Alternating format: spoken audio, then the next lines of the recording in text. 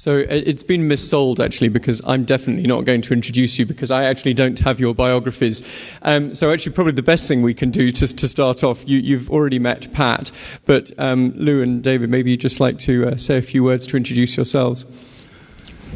Okay. Does it work? Yes? That's okay? So I'm Lou Masha. I'm a General Manager of Exploration, Generation Project, and Management Performance in MENA. I am an engineer, and I'm actually a candidate for 3 PhDs in several disciplines: economic geology, metallurgy, geophysics, and environment. And I have more than 20 years experience in this business in Africa, also in MENA, and we will discuss about that and to try to share with you our experience on that. Thank you. And I'm David Glennie. I'm with Blake Castles and Graydon, which is a Canadian law firm. I'm not quite at Pat's level of service, but I've been at Blake since 1980, so I'm not that far off. Again, kind of unusual. I think you want to be the law firm of choice. I think we want to be, or you want to be the mining company of choice. We want to be the law firm of choice. And the reason I'm here is that I'm based in our London office. We have a very strong resources practice, both in our Canadian offices and in our 6 offices abroad, including 2 offices in the Gulf, 1 in Bahrain and 1 in El Khobar. And working with my colleagues in the Gulf, last year we did the largest mining M&A transaction, certainly in Saudi Arabia, which was for a Canadian company called Equinox, which took over an Australian company called Citadel, which had the Jabal Sayid project in Saudi Arabia. And so I thought I would talk a little bit about the experiences that Equinox had in that context. Actually, the title for the session is the role of the majors and the miners. Equinox is actually somewhere in the middle. It was a mid-tier, and in some respects, I think the MENA region is particularly suited for some of the mid-tier companies that are at a stage where they're developed to a point where they're able to take on something else, but are not yet quite at the scale of an Anglo or a BHP Billiton, and can only look at the most enormous of projects to fit within the value criteria. That's great. Well, thank you very much, everybody, for introducing yourselves. And essentially, the idea of this session, we're not going to look at the technical issues. We obviously do have people with great technical experience on the panel, but really it's to look perhaps at the commercial issues, but more broadly, I think, at the sort of the above-ground risk challenges, often encapsulated under the heading of license to operate issues. You know, what is it that makes a market and a country an attractive or a risky proposition from a investor's perspective? It'd be interesting to hear the different views from different types and size of company. And a particular interest of mine, here we are in the Middle East, in the Gulf, the absolute heart of the global oil and gas industry.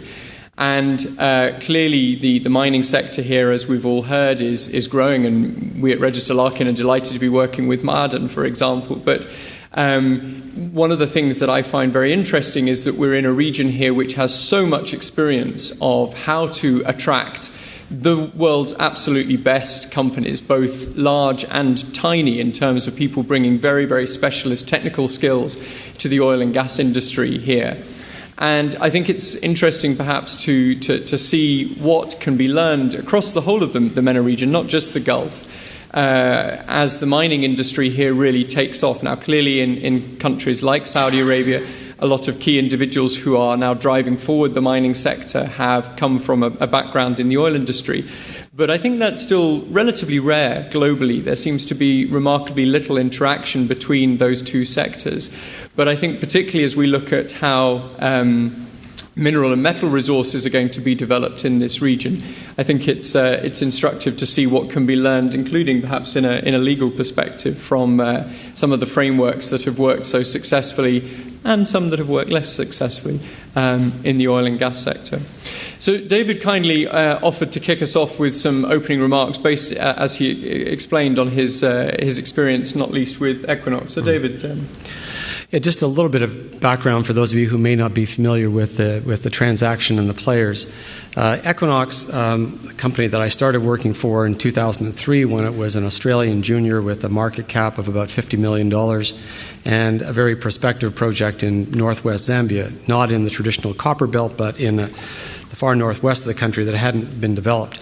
This was an old Phelps Dodge project which they had optioned, and this was at a time when copper prices were still very low, and they were a very small company, and it was a very big challenge for them. Quite remarkably, over the period from 2003 to 2010, when we looked at the Citadel transaction, Equinox, with essentially the same core management team to which they added a number of other key players over time, were able to bring that project, which is one of the world's largest recent copper projects, into production. And in the course of that, they re-domiciled to Canada, listed on the Toronto Stock Exchange, raised about $750 million of equity and about $600 million of debt. And by early 2010, the project was up and running. By the end of 2010, generating over $500 million a year in free cash flow, well north of $1 billion a year in revenue. And so, having achieved the first target of a viable producing operation, Equinox's challenge was, well, where do we go next? What's going to give us a near-term development asset in a mining-friendly jurisdiction? And went through a very concerted exercise for a period of months trying to identify the appropriate candidates. And of the shortlisted companies, the one that caught everybody's attention was Citadel. Citadel, again, is an interesting example of what a junior can do in this region. The people behind Citadel, people in an engineering firm, a woman in Scotland, and some of her colleagues have been working in the Gulf. They were working in projects in Oman when in 2005, the mining legislation here, 2004, the mining legislation opened up, saw an opportunity, slipped into the country, acquired a number of licenses, but particularly identified a partner here, the Al-Qahtani family. It was a privately owned engineering group in Saudi who had secured the licensing rights for Jabal Sayid, which is on the site of an old some old mine workings going back to the Middle Ages. It was a project. It's about 120 kilometers southeast of Medina and about 350 kilometers northeast of Jeddah. It had some work done on it by the Saudi government in the 60s. It had been in the hands of Ma'aden in the late 90s and had been released by those. But it was a project clearly that people saw had some real potential. And the private group that Innes Scotland led were able to sign up initially a 50-50 deal with their Saudi partner with a right to go up to 70% on an earn-in. They listed on the Australian Stock Exchange in 2007 and rapidly progressed the project to the point of a definitive feasibility study by the end of 2009. And then I think they sort of hit a bit of a wall, both in terms of the financial firepower to complete the project and also the management skills. We heard from Pat earlier about the problem all around the industry in getting people with the skills to take a project forward. And I think the Citadel management team, though they had done, I think, a terrific job in a very short time, felt that they needed other skills. And with Equinox having recently completed the bringing on of a huge project, very efficiently, I think they felt this was the potential partner. And also, I think some of the people behind it saw this was a nice window to perhaps get out, make some money before the really difficult part of implementing a project comes in. So it was a sort of a nice window between the two. So Equinox saw that as an opportunity, and now sort of stepping back, we went through a process with the board of analyzing whether the project made sense, and part of that was obviously looking at the country risk. So geological side, I won't go through it, but it made a lot of sense. It's a relatively high-grade project, not huge, but of a reasonable size, over 1 million pounds of copper, 2.3% grade, very clean. From an infrastructure perspective, close to some of the major roads leading down to the Red Sea ports. not near any major population centers. Water, clearly an issue here as in other places, but the Citadel people had lined up an agreement that would involve trucking water from Medina. It's about 1 million cubic feet a year, which is not an insubstantial amount, and ultimately a pipeline probably makes more sense. But so the resource, nicely positioned, it's an area that's workable. CapEx was not going to be unusually high. The cash cost probably under $1 a pound, taking into account credit. So the economic side of it made a lot of sense. So I think the next step then was to look at the country risk, and there have been phases earlier in Saudi's history when the market has opened. I think in the early 80s there was a period when a lot of juniors came in and then the doors shut, and so that was a concern. But I think we looked to consulting firms and took the readings of others in the industry and financial advisors as to where Saudi was heading, and I think had a feeling that the country was behind building mining as the third pillar. And so I think we felt that the political will was there to develop it. We also felt, now mind you, this was 2010. I think the analysis of security and stability would be quite different if we were doing this process today, but we felt that politically the regime was stable, and therefore we had comfort with that.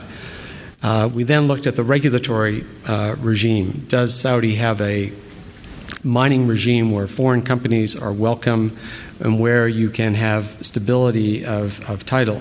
The Saudi Mining Code was reformed in 2004, and my colleagues in our Al Khobar and Bahrain office have put together a very useful little paper at our booth describing the new regime. But it moved from a very bureaucratic regime before involving separate decrees to get mining exploitation rights to a very modern system. On paper, I think there's always the risk that you get a mining code which in theory covers everything you need, but in practice when you get to implementing it, there's always some risks. And I think we felt that the long-term licenses that you could achieve, the lack of a government carried interest, which again is unusual in the region. I have other clients who are active in countries like Eritrea where the government has an automatic 10% free carried interest and the right to acquire up to a 30% interest, which obviously changes your economic dynamics. But we felt that it was, by and large, we were confident that the regime was welcoming, that in mining at least foreign investment was welcome, and that we would be able, based on the experience of Citadel, to be able to get things done. We also looked very, very carefully at the Saudi partner and how the mining license had been achieved. We were comfortable that that process had been carried on very transparently. It's one of the issues for any mining company today, and Equinox listed on the Toronto and Australian stock exchanges with major financial institutions as shareholders and lenders, had to be completely comfortable that everything that Citadel had done was done, and more importantly, what its predecessors had done had been done properly, and there were no grounds to subsequently be subject to attack on the basis that there had been any form of bribery or corruption or neglect of human rights, and those are all critical issues for anybody in the resource industry right now. So I think having satisfied ourselves on that box, ticked that box as well, I think we overall came to the conclusion that this was something that made sense, and I think these were the kind of the main factors that we were looking at. And just briefly, in terms of actually how the transaction progressed, did it progress as smoothly as you expected once you'd done that due diligence? Yep. Or did you hit some bumps in the road that you hadn't been able to foresee? Actually, remarkably, it did proceed very quickly. I mean, the whole thing went from the first contacts with Citadel through to completion of the transaction was in about a 6-month period. The one factor which slowed things down was that they had not yet gone from the 50 to 70% with their joint venture partner, and Equinox also wanted to go to 100%. And so had discussions with Citadel to go and negotiate with their Saudi partner for a fair price to purchase their interest. Obviously, there's different views as to whether or not you're better or worse off having a local partner.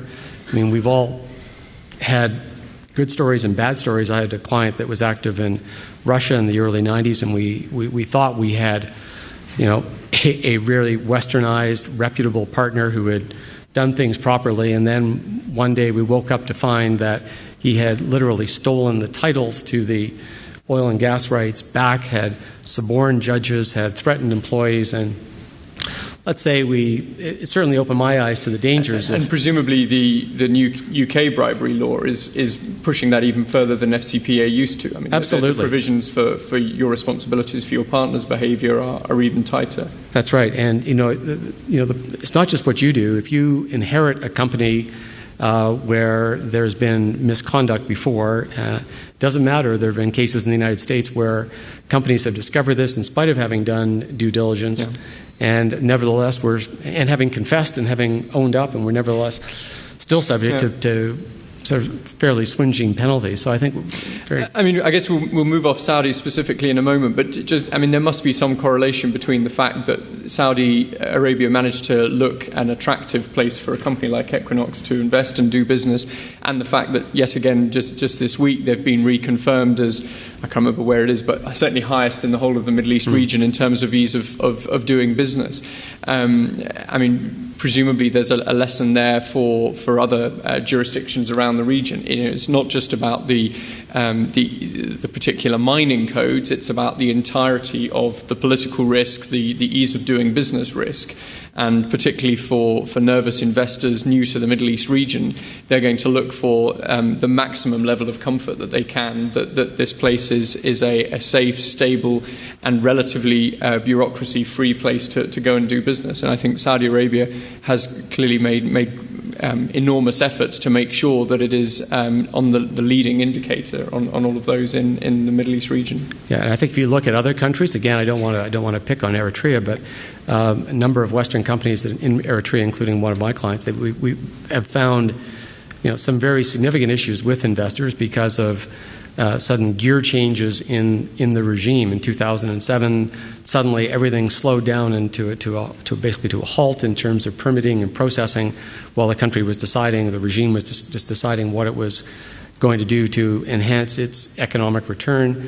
And the stock price of some of the companies that were there have suffered, and the result of it is that those projects are still a long way from completion, whereas in Saudi, from basically 2006, when the Citadel people first made their contacts with their partner, to by the end of this year or early 2012, there should be a project up and running that's going to be employing 500 to 1,000 people and generating very significant revenues for the country. So, I think it's miners can work around different regimes. You can find a way, and if it completely doesn't make sense, then obviously you're not going to go forward. The problem is when you get heading down a track on one set of assumptions, and then suddenly the ground rules are changed on you. Pat, I'm sure you've probably experienced that in some of the countries, at least that Anglo's been involved in. Yeah. As you're quite correct, as long as the rules are consistent and you know what the rules of the game are, then you can work to them. Yeah. When they change, it's a problem. Yeah. And I appreciate, Pat, that you're not so much on the sort of M&A side of the business, but this question of local partnerships and the pros and cons. I mean, you talked earlier that you partner with some of the world's largest private companies, but do you have a preference for or any kind of natural concern over a situation where you are forced to take a local partner? No, when I was operating in Venezuela, we had a local partner, a small equity stake. Yeah. But it definitely made life a lot easier in many ways. Yeah. Depending again on the rules of the game.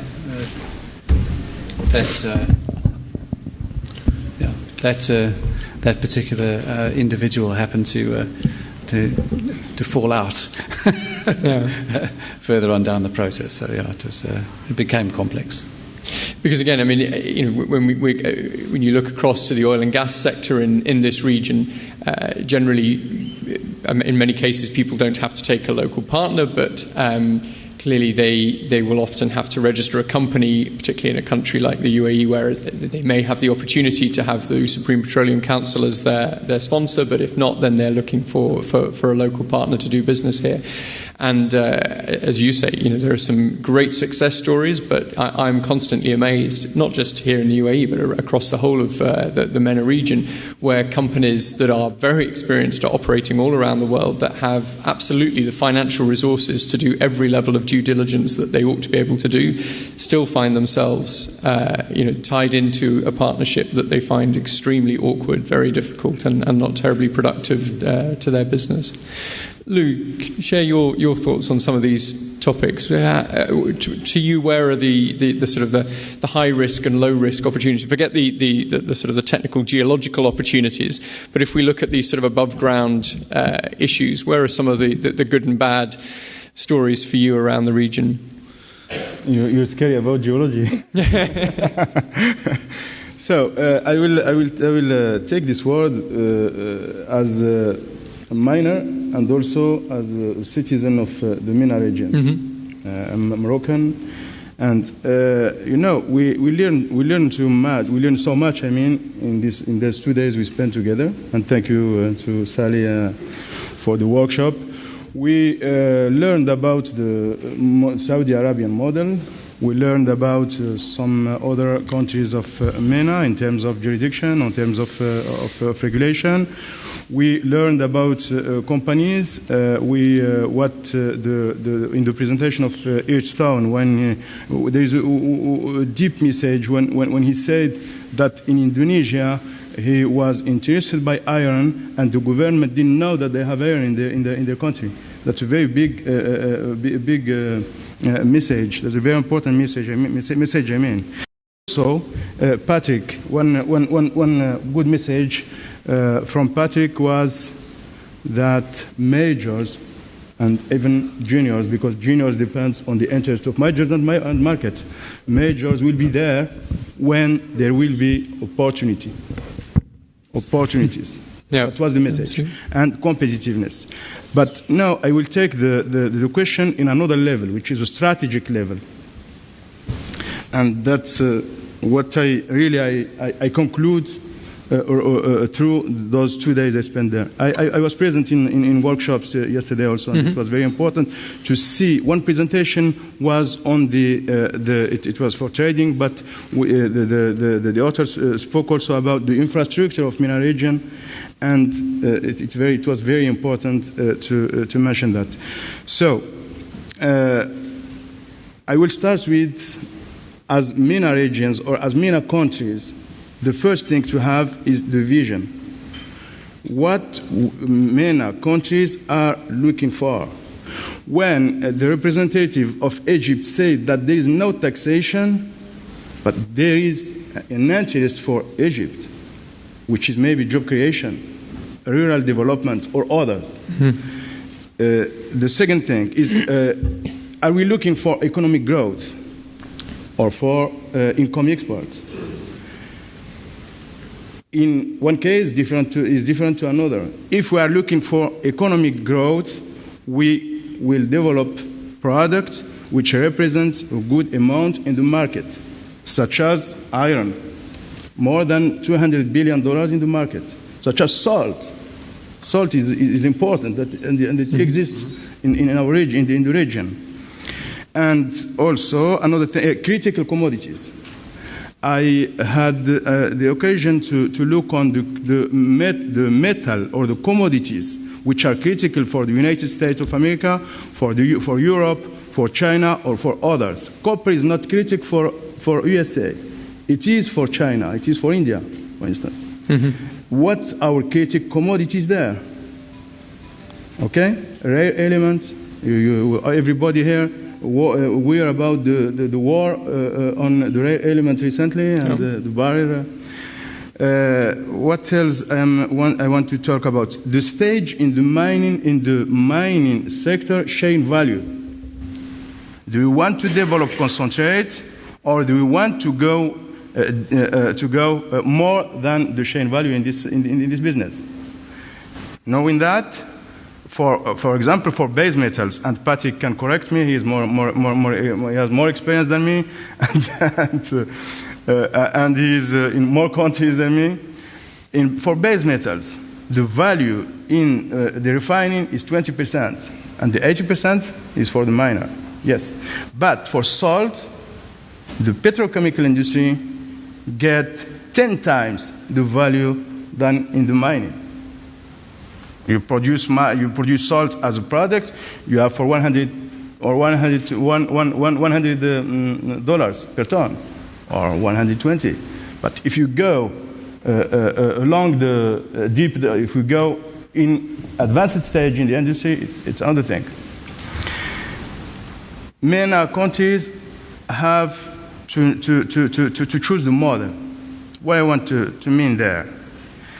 I thought about that, and I find 5 or 6 models. First one, North American models, which is the same as Australia, as some countries in Europe also, which is the world is flat, as Friedman said. We take opportunity where it is, and when we are interested by. Another model is South African model, which is we have our champions, but we are open. Antofagasta, Vale, and others, but we are open. When we see the map of the project in South Africa, Anglo American is really actively present there, but you have also local champions.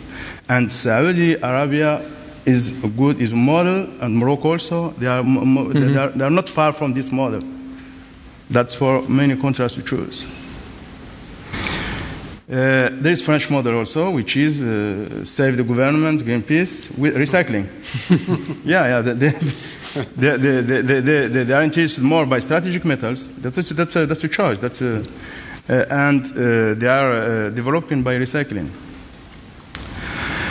And now, MENA has to choose the blue ocean in strategic terms. It's space, not geographic space. Business. MENA has found, and if there is no potential in MENA, we have local and regional investors in MENA. They can explore around. Pakistan. Barrick is in Pakistan, and they have one of the biggest deposits in the world, actually. North of Mali. I have my point of view on the potential of MENA. It's very potential, and there is known deposit actually waiting to be developed in Libya. One interesting thing in that area is that that there is this conference, and it's great that so many people here, and it's great that this conference happens year after year. But it seems that there are actually relatively few opportunities in the MENA region for those who are interested in developing mines, those who have positions, the sort of the citadels of the past, who have these positions where they're looking to monetize, and for the investors to come together. I mean, am I right, or do you think that there are sufficient opportunities and for the policymakers to come together to discuss these different models that you're talking about, and the investors, the facilitators, and the people with the technical expertise to come together? My sense is there isn't a great wealth of opportunities in this region. As I told before, excuse me, I don't want to monopolize the word, but as I told before, it depends on the strategy we have, and it depends on the commodity we are considered. I will give you an example. For iron, from Mauritania, from west to the east, Mauritania is a good one, is producer, one of the good producers in the world. Morocco was a producer, and actually, he, as presented by Earthstone today, big potential. Algeria has for iron a deposit for more than 1 billion tons in Garat Jbilat. Libya, there's a good deposit, 80 million 100 tons with 52%, I think, in Libya, in Lawinat, for iron. We can talk about infrastructure. It's another thing. It's another thing. And is that not a good opportunity? So I'm not saying that there aren't good opportunities. My point is, are there enough opportunities for the people who need to come together. To put together a successful mining project requires, the governments to have made these kind of strategic decisions that you're talking about their priorities and what they want to develop.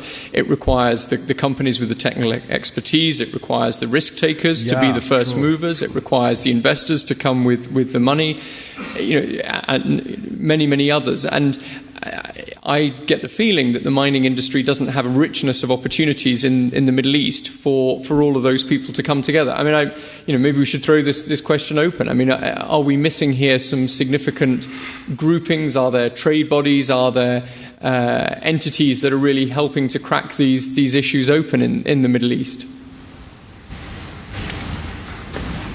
No, well, I guess maybe we were right then. Maybe there aren't, and I think that is a challenge. I mean, for any business to flourish anywhere in the world, you need to bring the players together, and it's great that this conference happens. But I think if this industry is really going to take off, there needs to be perhaps more opportunities for people to come together, share their technical skills, but also for the policymakers to share their experiences. If a country like Saudi Arabia is seen to have achieved a good policy and a good open investment regime where a smaller player can coexist alongside a larger, government-backed company like Ma'aden, where is the opportunity for other countries in the region to learn and share that experience? Particularly, I guess, post the Arab Spring over the next year or two, there'll be a lot of governments trying to, start with a blank sheet of paper and work out what their investment regime should be, what their sort of business model, as you talked about it. And, I think they'll be clamouring for outside advice and interest. Sorry, you wanted to raise a question?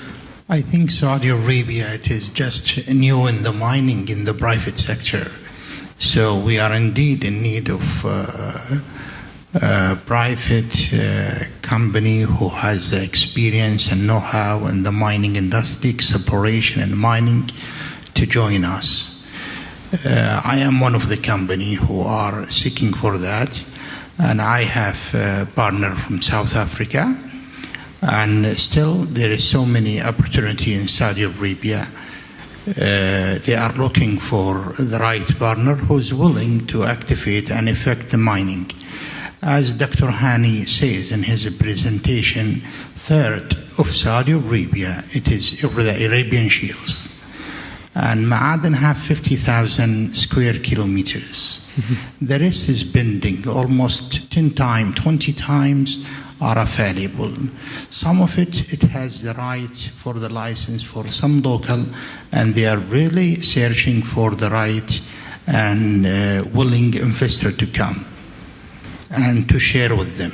Thank you. Thank you very much. Absolutely. Pat, what sort of experiences have you seen elsewhere in the world when you've seen a sort of new region like the Middle East at the sort of stage of maturity it is at the moment in terms of mining development? How have you seen a region come together to develop itself, or does it tend to be sort of each country for itself and sort of competing rather than collaborating to try to create a sort of strong regional area of investment for the sector? It's generally is that okay? I think my personal experience is it's probably generally the latter. Mm-hmm. But if we go to what I was talking about earlier in terms of what I do in my part of the business, is that there's just so much value in replicating what happens in different places. Yeah. And yes, you need to have those the open forums where that can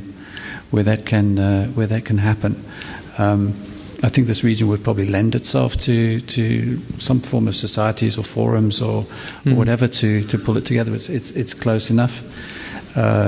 We did have in South Africa at one stage company level forums. I think there was the mine. We had things like the Mine Metallurgical Managers Association, where all the heads of metallurgical the fraternity from the regions, from the southern African regions, would get together on a quarterly basis. And whatever sharing forum that is, I think it ends up generating value. I mean, again, we, as I say, do the majority of our work in the oil and gas sector here, and there are just endless opportunities for people to come together. I mean, there's an oil and gas conference in the UAE alone once a week, with the exception of the summer months and Ramadan throughout the year. But the Society of Petroleum Engineers and many other bodies are extremely active here with local chapters, etc. And of course, it's a vastly bigger sector, employing vastly more people at the moment, and it's got that sort of weight behind it. But maybe a clarion call from this conference is that there need to be more opportunities for people to come together to share their experiences as the whole region looks to develop and bring policymakers, investors, and others together. You mentioned the Arab Spring as well, and clearly this is an opportunity for people to look at the region afresh, and for the governments, as you suggest, to be deciding on what are stable policies going forward that are going to facilitate development. Countries like Libya are going to the extent that they can be diversifying away from oil in the same way that Saudi is looking to mining as a diversification. Libya should be looking for that as well, and there's a lot of goodwill from the rest of the world for everybody in the region, and I think there would be a lot of support from governments and others and major mining companies to contribute to that process. Yeah. I'm conscious of not wanting to get into the way of coffee breaks, because I'm sure you're all in need of a coffee, but have we missed any significant areas in this discussion that anybody else from the floor would like to raise? Yes, please. David, you were talking about the Equinox takeover, and you said you represented Equinox for some time. Mm-hmm.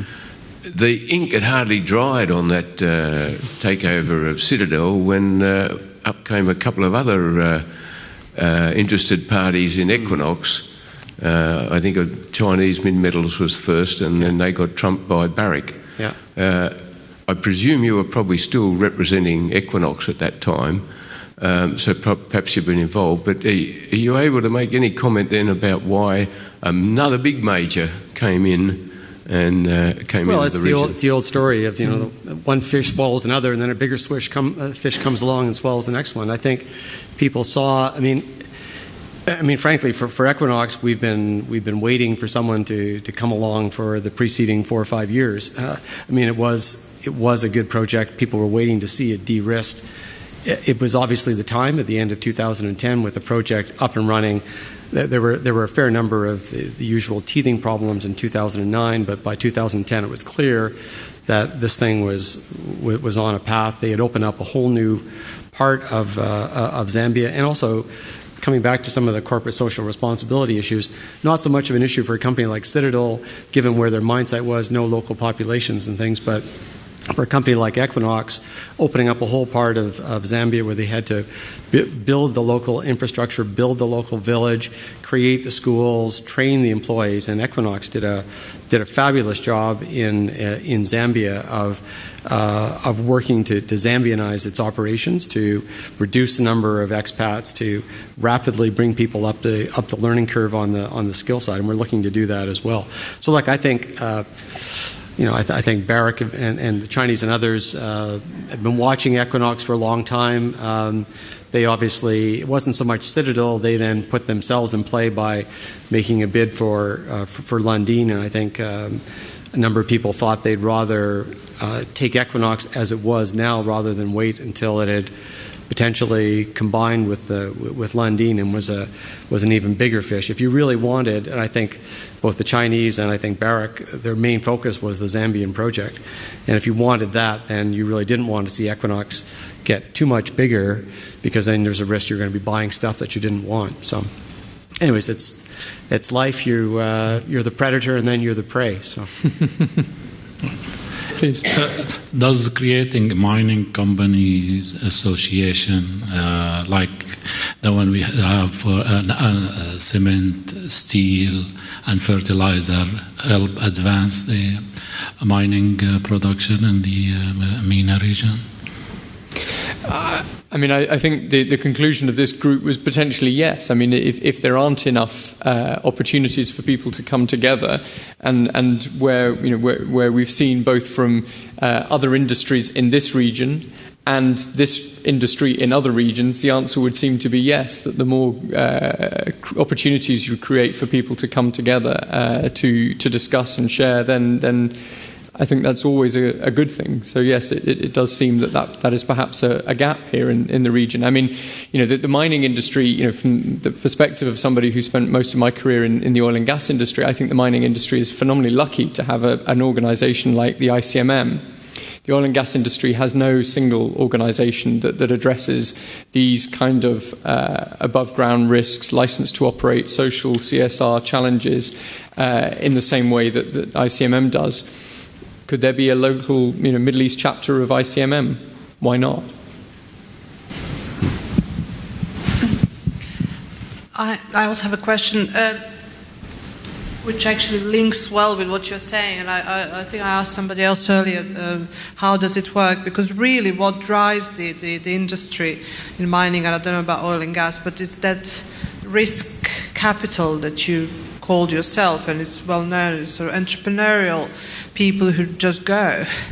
And that's what often is sort of accepted by the local entrepreneurs who get the licenses or they have positions somewhere in a certain project. And I still don't understand, do we have that? I know, what has driven, and I'm sure our sort of colleagues from Canada would know, what has driven the explosion of Latin America has been the thousands of entrepreneurs from Canada and US going down to Latin America and creating joint ventures with the little local partners who then became Equinoxes and the rest. But do we actually have that here? Do we have the local entrepreneurs getting into the scene? Because that is going to change the industry. You have it in Congo, you have it in Zambia, because most of people still going to Africa, they always end up linking with the local guy who somehow has a license and then he sells it on. And that's what we haven't really discussed today. The role of the local people who are first to get the licenses and to get the ground staked. Yeah, well, I guess that's part of the Citadel experience, was that they did link up with a well-recognized Saudi group. It was an engineering group. It wasn't the case which you find in many countries where it's the friend of the president or a general or somebody who you're having to deal with. This was a legitimate outfit, and I think that made all the difference, in terms of Equinox's comfort level. And their Saudi partners clearly did exceptionally well out of that project. Now, look, it might have turned to nothing, and they might have gone nowhere. They made a lot of money for very little investment in that, and a local enterprise can do very, very well if it partners with whether it's an international mining company, whether it's a private equity firm. We've got some of the private equity mining funds represented here today as well. So there's lots of ways that the local entrepreneur can bring some value. And in the case of Citadel's partner, it was a firm in the engineering business. Again, so they were sort of familiar with the issues, but they weren't mining people. And so they could get the technical issues, could see they needed somebody else.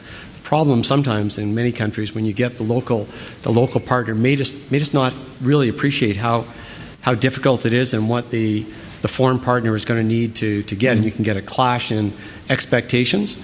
Whereas in the case of Citadel, the parties' expectations meshed, and it worked out to everybody's benefit. I think the one thing we can say with confidence is that this region is not short of entrepreneurs.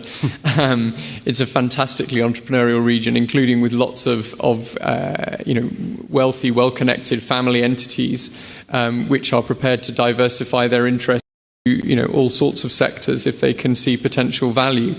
So if they're not doing that, it is either because the opportunities aren't there or because the opportunities have not been clearly enough laid out to them by the people, presumably in most cases the government, who currently hold title to those potential leases and areas, because there's clearly no shortage of entrepreneurs prepared to take risks here. And then sign agreements with international partners to capitalise on those. And institutions from the region are clearly investing outside. I'm just in the middle of a transaction acting for a major shareholder of European Goldfields, and we've got a Qatar-based outfit which is extending a significant loan and taking an equity stake, so their investment is in the order of $750 million. So that's a project in the north of Greece. I mean, to be honest, if you're looking around the world for stable regimes, Greece might not be the most stable of regimes. So if we've got organizations prepared to invest $750 million in Greece, why not here? Closer to home. And Lou, is it similar in North Africa? I mean, I guess that when I'm talking about here, I'm generally thinking more about the Gulf. But there are opportunities with family firms and local businessmen who are prepared to take that first mover risk? Okay. In North Africa, you mean? Mm-hmm.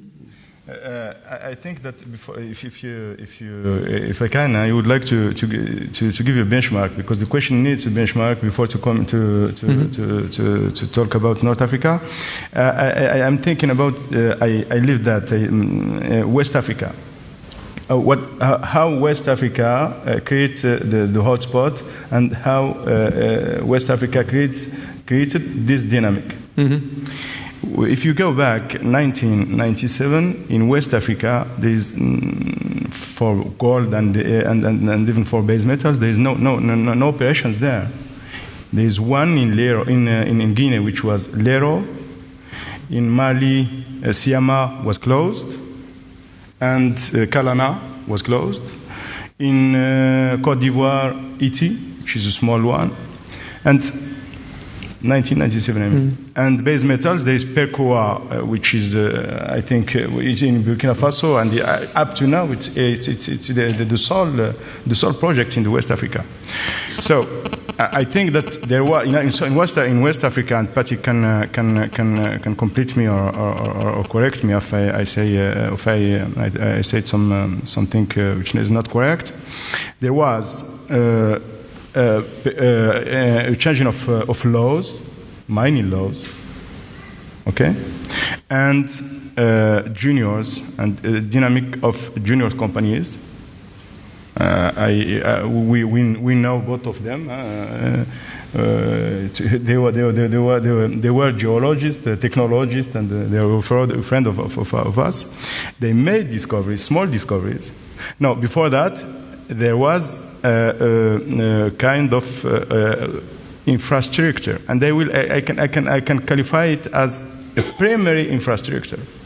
There was regional geochemical in a large scale, and talking geology, done by Klockner, and some works done by French, Berger. Okay, and when a junior create the dynamics, and major take the role after. Yeah. And actually, Anglo-American is producing there, Semafo, which was the subsidiary of Managem. Mm-hmm. Actually, Semafo is more heavy than us in the market stock exchange, $3 billion. Mm. So now about North Africa. The question is about potential or taxes. Potential. What's the question is about? Yeah, and particularly, are there sufficient numbers of local investors prepared to take those first moves to create the opportunities for others to come in and partner? I think for Morocco, I will start with Morocco, and then we can talk about the other about other countries, because we had the license in Tunisia, we worked in Mauritania. In Morocco, actually, the Ministry of Energy, of Mining and Energy, are working about a new strategy. And the question is actually in Morocco. In Morocco, I can tell you that all conditions are there to invest in Morocco. Really, good fiscality, good infrastructure, as presented by our friend from the ministry this morning, and also by players in Morocco.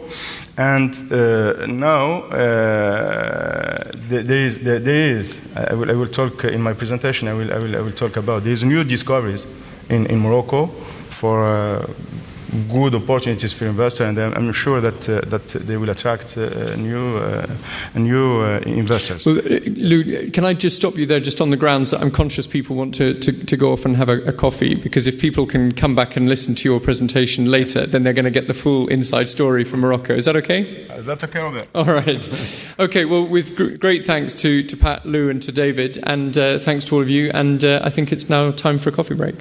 Thank you very much.